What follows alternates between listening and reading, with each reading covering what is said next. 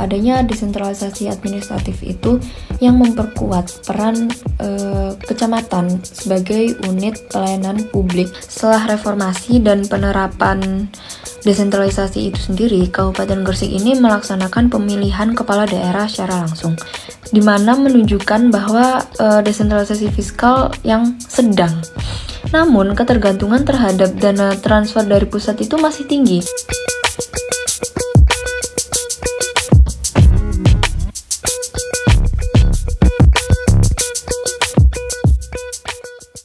Assalamualaikum warahmatullahi wabarakatuh. Saya Iva Kamilah dengan NIM 174231056 akan menjelaskan mengenai praktik politik desentralisasi yang ada di Kabupaten Gresik.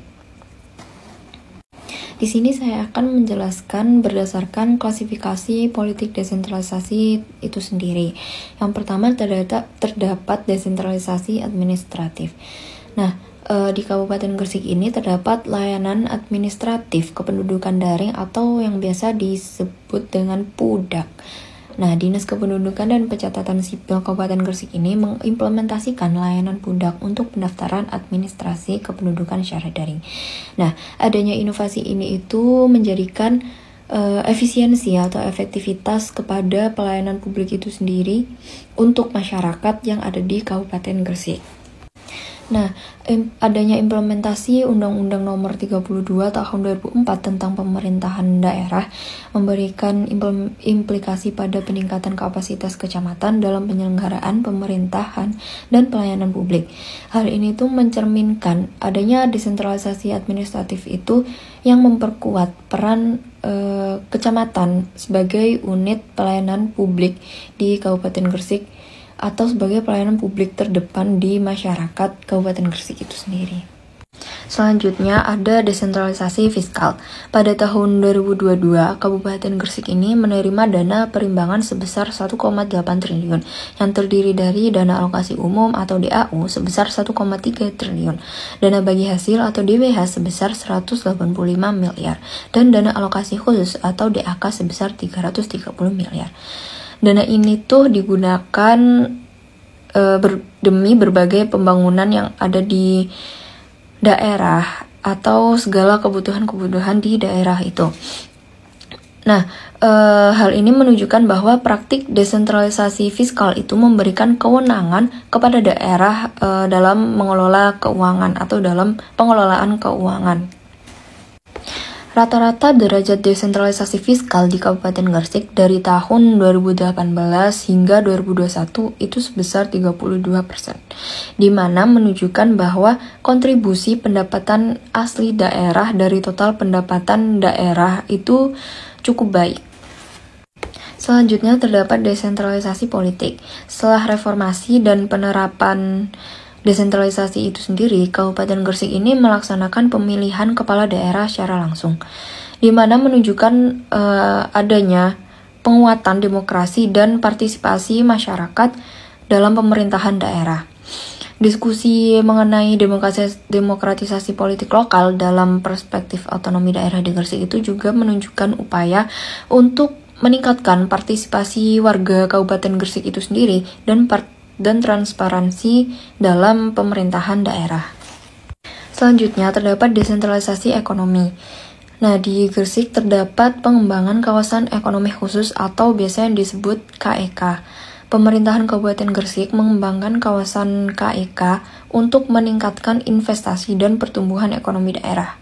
Pengembangan ini itu mencerminkan bahwa desentralisasi ekonomi itu dengan memberikan kewenangan kepada pemerintahan daerah atau kepada daerah itu sendiri untuk mengelola dan mengembangkan potensi ekonominya yang ada di Kabupaten Gresik. Selanjutnya saya akan menjelaskan mengenai praktik kebijakan politik desentralisasi yang ada di Provinsi Daerah Istimewa Yogyakarta. Yang pertama yaitu terdapat klasifikasi desentralisasi asimetris. DIY merupakan contoh dari desentralisasi asimetris di Indonesia. Status keistimewaan DIY diatur dalam Undang-Undang Nomor 13 Tahun 2012 tentang keistimewaan DIY yang memberikan kewenangan yang memberikan kewenangan khusus kepada daerah itu dalam 5 urusan. Yang pertama yaitu tata cara pengisian jabatan gubernur dan wakil gubernur, kelembagaan, kebudayaan, pertanahan, dan tata ruang. Keistimewaan ini itu didasarkan pada sejarah dan peran penting Kesultanan Yogyakarta dan Kadipaten Pakualaman itu sendiri dalam pembentukan Republik Indonesia. Selanjutnya yaitu desentralisasi administratif pada Provinsi DIY. Dalam konteks administratif, DIY ini memiliki struktur pemerintahan yang unik karena Gubernur DIY sendiri dijabat oleh Sultan Hamengkubuwono yang akan menduduki jabatan itu seumur hidupnya. Nah, wakil gubernur ini dijabat oleh Adipati Pakualam. Hal ini mencerminkan bahwa perpaduan antara sistem modern dan tradisional itu menjadi satu. Selain itu, pemerintahan DIY ini juga memiliki kewenangan dalam mengatur urusan keistimewaan, seperti pengelolaan kebudayaan dan tata ruang, di mana daerah-daerah lain ini tuh tidak memiliki keistimewaan tersebut. Selanjutnya yaitu desentralisasi fiskal. DIY menerima daerah keistimewaan atau danais dari pemerintah pusat untuk membiayai urusan keistimewaan yang ada di daerahnya. Pada tahun 2020, rasio pendapatan asli daerah atau PAD terhadap total pendapatan daerah istimewa Yogyakarta sebesar 26,93%, di mana menunjukkan bahwa desentralisasi fiskal yang sedang. Namun, ketergantungan terhadap dana transfer dari pusat itu masih tinggi, yaitu sebesar 73%. Maka studi menunjukkan bahwa desentralisasi fiskal di DIY ini berkontribusi terhadap pertumbuhan ekonomi daerah.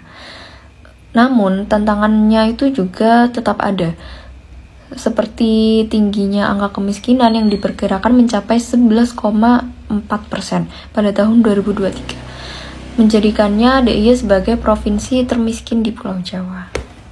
Selanjutnya, terdapat desentralisasi politik.